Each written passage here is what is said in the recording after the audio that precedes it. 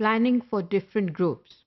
It may be called planning for mixed ability groups, or there is another term which is called differentiated planning.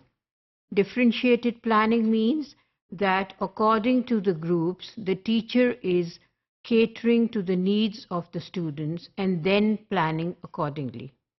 In other words, the teacher needs to have a planning for students of all abilities present in the class. Therefore, she needs to do some more planning than just having one lesson plan, but the main activity must be done with all the students, whether they are at a high level or a low level. The participation of all the groups should be there in the main activity of the class. No student should feel deprived that he has not been able to participate in the main activity of the class. It is the responsibility of the teacher to enable every student to participate in the main activity so that the student has an understanding of what is included in the syllabus and how it is being tested later on. Any assessment done can also be included in differentiated planning. That is, the assessments can also be broken down according to the level of the students. The challenging students can be given assessments according to their level, and the less able students should be given the assessments according to their level. But the main activity must remain the same.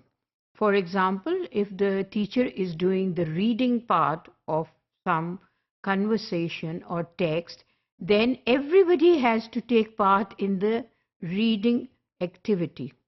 However, this reading activity may be divided according to the level of the students. For example, for the higher level students, after doing the reading activity, they may be put on comprehension questions which would be requiring a response with a detailed answer, whereas the less able students should be given shorter questions to answer those questions in one sentence, or a very short response should be required for that.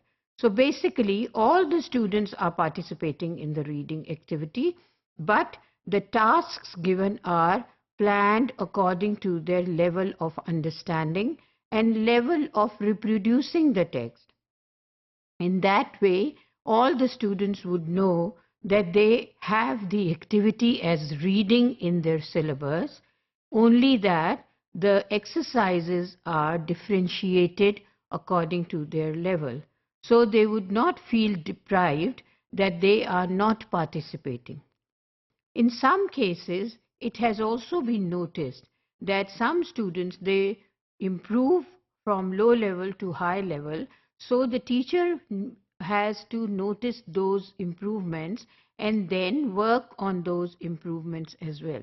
For example, if she notices that a student from the low level is now at the average level, then she has to produce the planning according to the average level. And if she notices somebody is going up to the higher level, then she needs to encourage that student by making him work on the higher level. In that case, the student would be appreciated and encouraged to work harder, if especially he is making use of the modified versions of the teacher planning. The teacher planning therefore needs to be done at different levels, and the teacher must have a plan A and a plan B and probably a plan C also for doing the main activity, so that all the students understand the main activity, participate in it, and also are able to respond to it. And they also know the purpose and the meaning for doing that activity. And this can only be done with the teacher's guidance and supervision of planning for differentiated teaching.